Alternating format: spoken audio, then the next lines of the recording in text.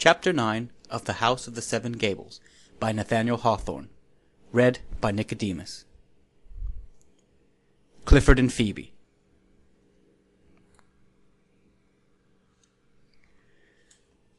Truly was there something high, generous, and noble in the native composition of our poor old Hepzibah, or else, and it was quite as probably the case, she had been enriched by poverty, developed by sorrow, elevated by the strong and solitary affection of her life, and thus endowed with heroism, which never could have characterized her in what are called happier circumstances.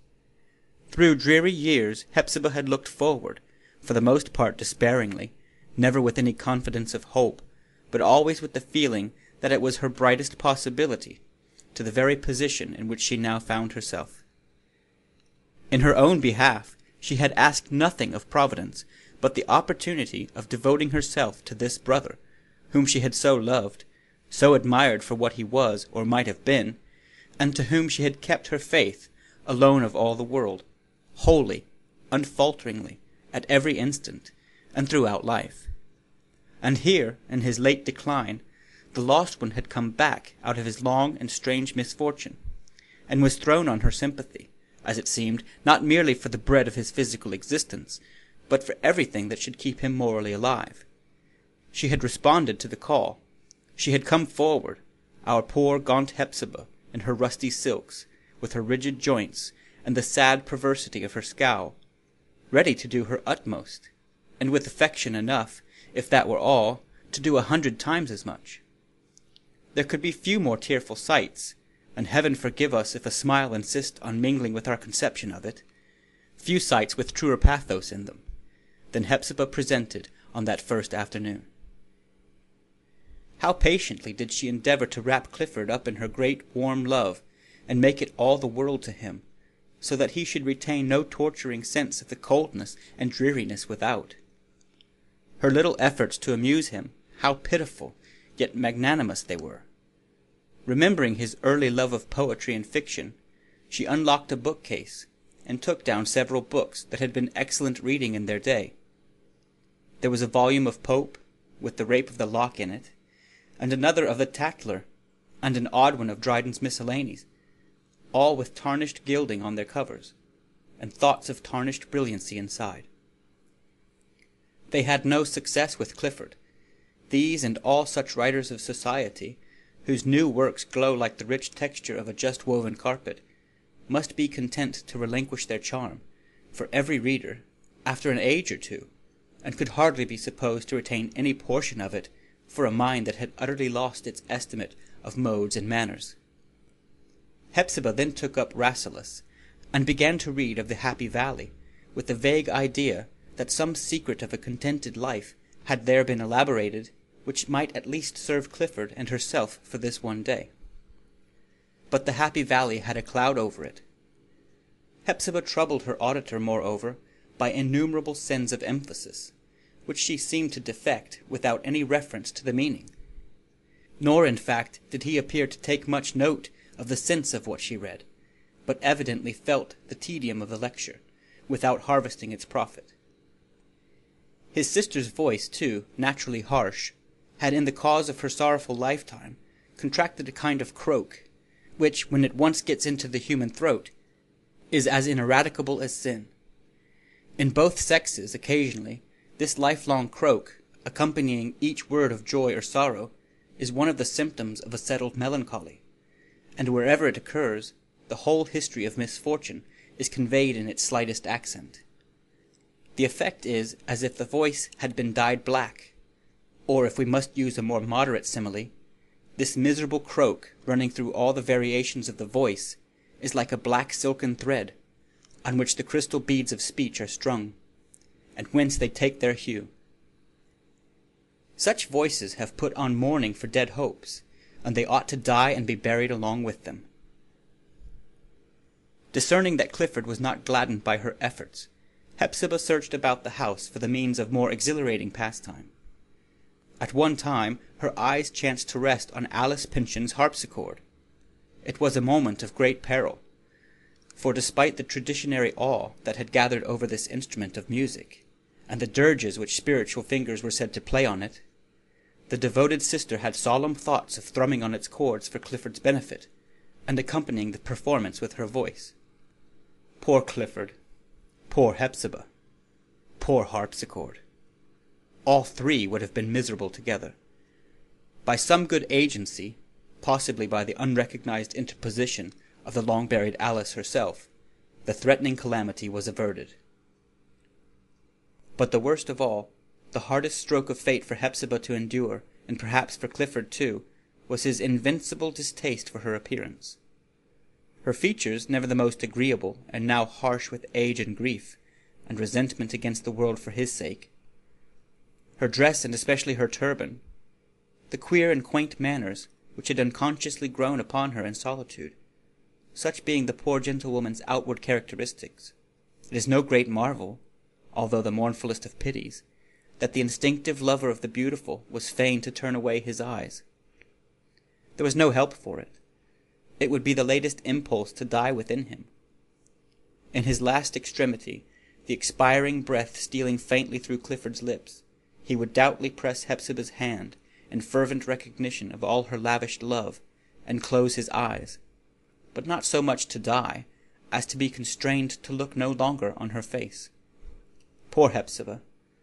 She took counsel with herself what might be done, and thought of putting ribbons in her turban, but by the instant rush of several guardian angels was withheld from an experiment that could hardly have proved less than fatal to the beloved object of her anxiety. To be brief, besides Hepzibah's disadvantages of person, there was an uncouthness pervading all her deeds, a clumsy something that could but ill adapt itself for use, and not at all for ornament. She was a grief to Clifford, and she knew it. In this extremity, the antiquated virgin turned to Phoebe.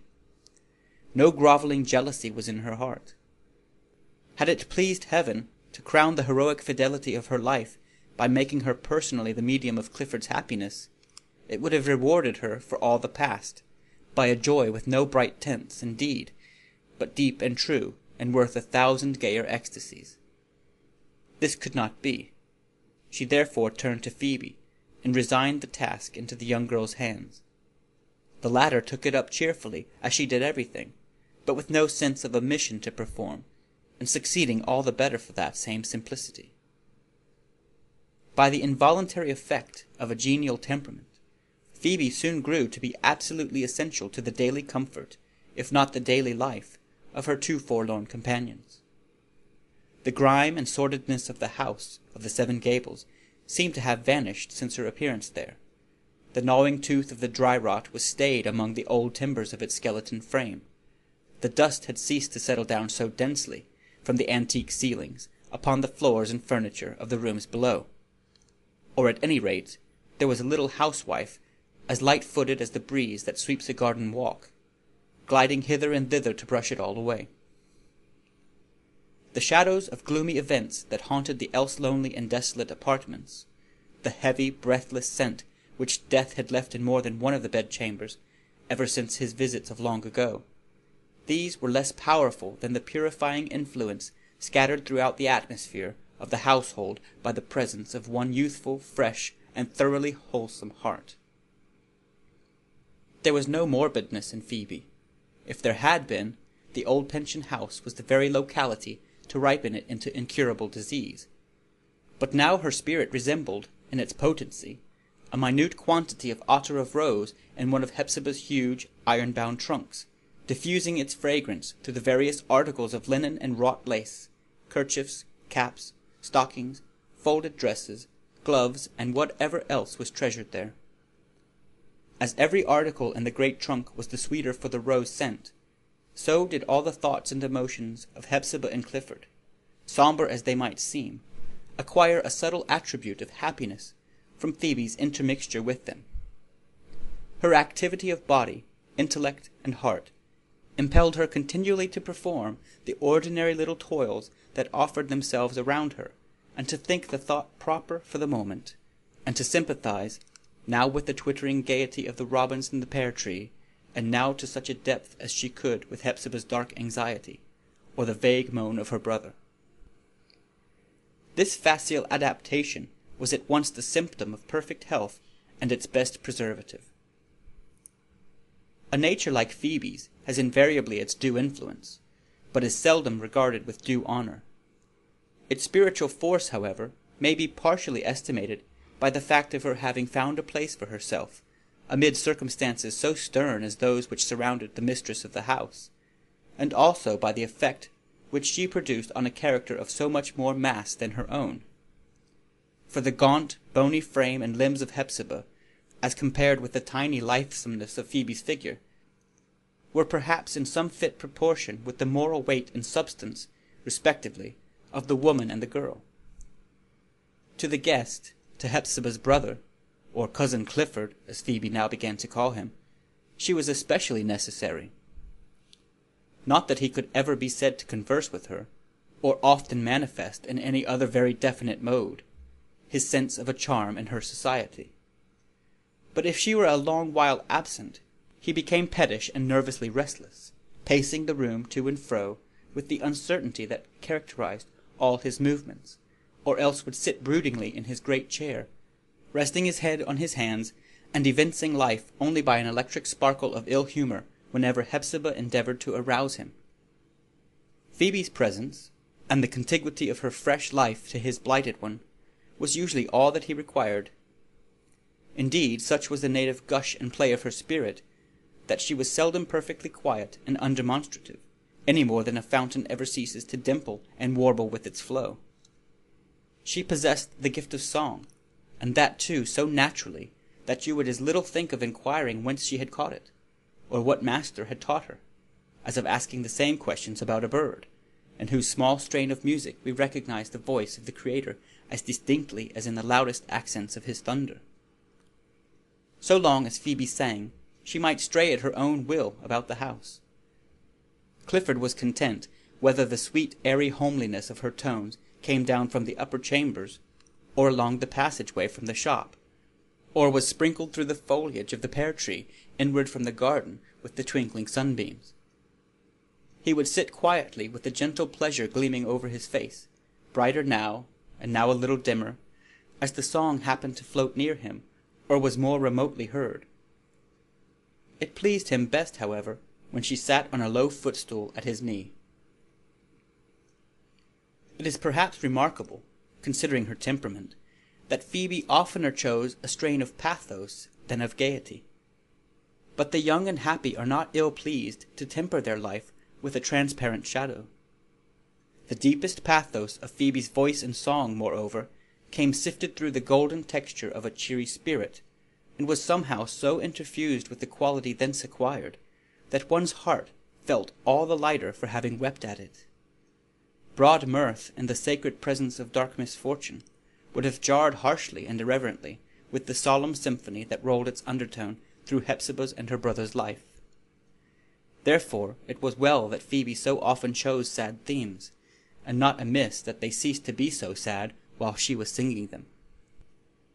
Becoming habituated to her companionship, Clifford readily showed how capable of imbibing pleasant tints and gleams of cheerful light from all quarters his nature must originally have been.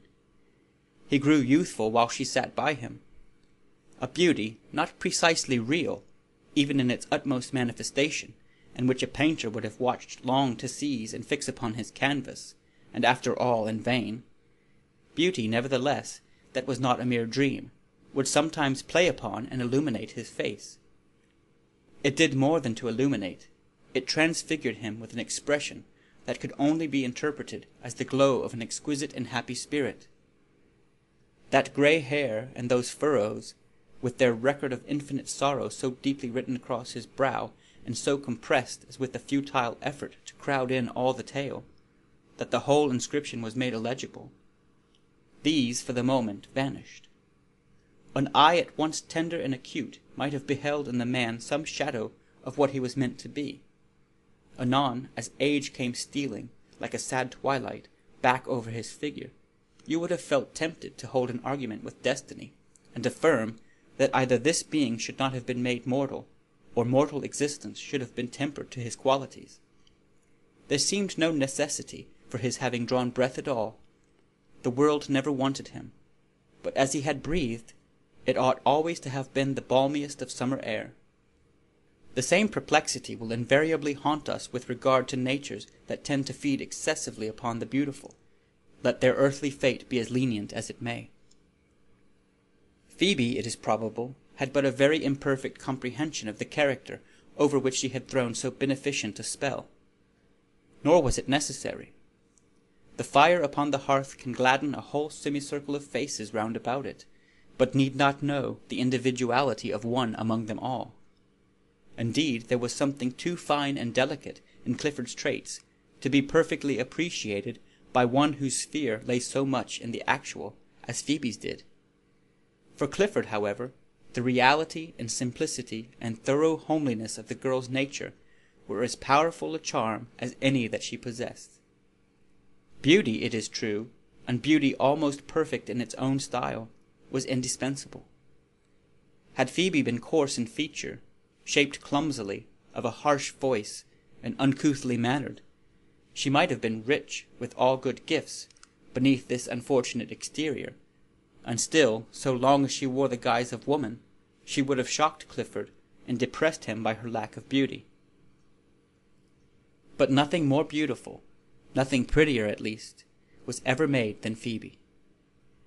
And therefore to this man, whose whole poor and impalpable enjoyment of existence heretofore, and until both his heart and fancy died within him, had been a dream, whose images of women had more and more lost their warmth and substance, and been frozen, like the pictures of secluded artists, into the chillest ideality, to him this little figure of the cheeriest household life was just what he required to bring him back into the breathing world. Persons who have wandered or been expelled out of the common track of things, even were it for a better system, desire nothing so much as to be led back. They shiver in their loneliness, be it on a mountain top or in a dungeon. Now Phoebe's presence made a home about her, that very sphere which the outcast, the prisoner, the potentate, the wretch beneath mankind, the wretch aside from it, or the wretch above it, instinctively pines after. A home. She was real. Holding her hand, you felt something, a tender something, a substance and a warm one, and so long as you should feel its grasp, soft as it was, you might be certain that your place was good in the whole sympathetic chain of human nature. The world was no longer a delusion. By looking a little further in this direction, we might suggest an explanation of an often suggested mystery. Why are poets so apt to choose their mates, not for any similarity of poetic endowment, but for qualities which might make the happiness of the rudest handicraftsman as well as that of the ideal craftsman of the spirit? Because probably, at his highest elevation, the poet needs no human intercourse, but he finds it dreary to descend and be a stranger. There was something very beautiful in the relation that grew up between this pair, so closely and constantly linked together, yet with such a waste of gloomy and mysterious years from his birth to hers. On Clifford's part, it was the feeling of a man naturally endowed with the liveliest sensibility to feminine influence, but who had never quaffed the cup of passionate love, and knew that it was now too late. He knew it with the instinctive delicacy that had survived his intellectual decay. Thus his sentiment for Phoebe, without being paternal, was not less chaste than if she had been his daughter. He was a man, it is true, and recognized her as a woman. She was his only representative of womankind. He took unfailing note of every charm that appertained to her sex, and saw the ripeness of her lips, and the virginal development of her bosom.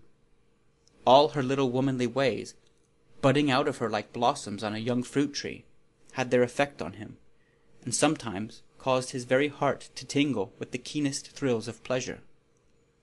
At such moments, for the effect was seldom more than momentary, the half-torpid man would be full of harmonious life, just as a long silent harp is full of sound when the musician's fingers sweep across it. But after all, it seemed rather a perception, or a sympathy, than a sentiment belonging to himself as an individual. He read Phoebe as he would a sweet and simple story. He listened to her as if she were a verse of household poetry, which God, in requital of his bleak and dismal lot, had permitted some angel, that most pitied him, to warble through the house.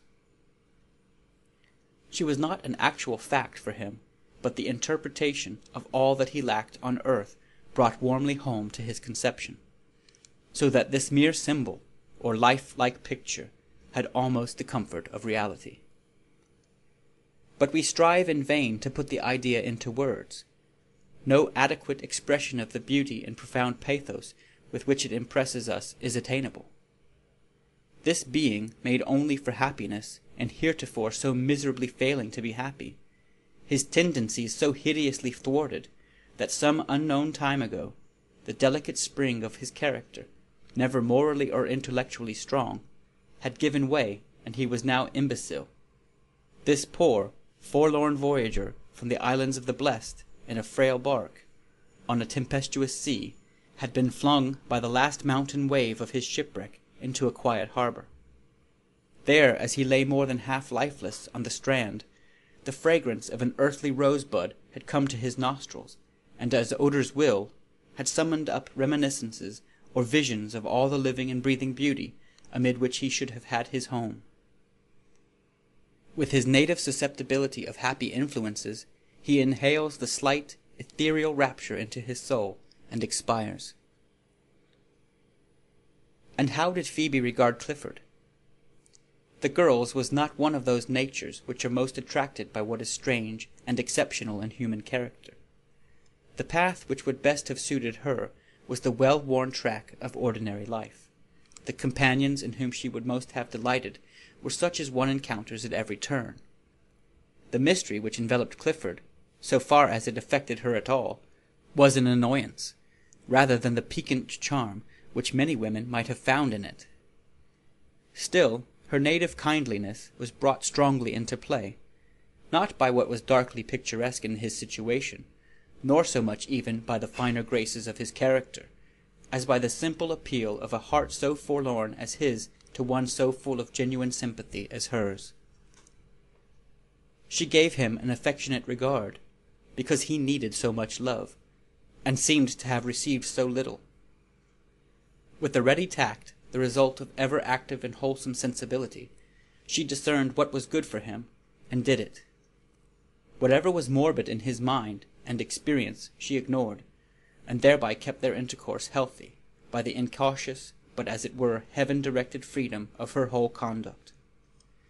The sick in mind, and perhaps in body, are rendered more darkly and hopelessly so by the manifold reflection of their disease, mirrored back from all quarters in the deportment of those about them. They are compelled to inhale the poison of their own breath, in infinite repetition. But Phoebe afforded her poor patient a supply of purer air. She impregnated it, too, not with the wildflower scent, for wildness was no trait of hers, but with the perfume of garden roses, pinks, and other blossoms of much sweetness, which nature and man have consented together in making grow from summer to summer, and from century to century. Such a flower was Phoebe in her relation with Clifford, and such the delight that he inhaled from her. Yet it must be said, her petals sometimes drooped a little, in consequence of the heavy atmosphere about her. She grew more thoughtful than heretofore. Looking aside at Clifford's face, and seeing the dim, unsatisfactory elegance, and the intellect almost quenched, she would try to inquire what had been his life. Was he always thus? Had this veil been over him from his birth? This veil under which far more of his spirit was hidden than revealed, and through which he so imperfectly discerned the actual world? Or was its grey texture woven of some dark calamity? Phoebe loved no riddles, and would have been glad to escape the perplexity of this one. Nevertheless, there was so far a good result of her meditations on Clifford's character, that, when her involuntary conjectures, together with the tendency of every strange circumstance to tell its own story, had gradually taught her the fact, it had no terrible effect upon her. Let the world have done him what vast wrong it might, she knew cousin Clifford too well, or fancied so, ever to shudder at the touch of his thin, delicate fingers. Within a few days after the appearance of this remarkable inmate, the routine of life had established itself with a good deal of uniformity in the old house of our narrative. In the morning, very shortly after breakfast, it was Clifford's custom to fall asleep in his chair, nor, unless accidentally disturbed, would he emerge from a dense cloud of slumber, or the thinner mists that flitted to and fro, until well towards noonday. These hours of drowsyhead were the season of the old gentlewoman's attendance on her brother, while Phoebe took charge of the shop, an arrangement which the public speedily understood, and evinced their decided preference of the younger shopwoman by the multiplicity of their calls during her administration of affairs. Dinner over, Hepzibah took her knitting work, a long stocking of grey yarn, for her brother's winter wear, and with a sigh and a scowl of affectionate farewell to Clifford, and a gesture enjoining watchfulness on Phoebe, went to take her seat behind the counter. It was now the young girl's turn to be the nurse, the guardian, the playmate, or whatever is the fitter phrase of the grey-haired man. End of Chapter 9 of The House of the Seven Gables, by Nathaniel Hawthorne, read by Nicodemus.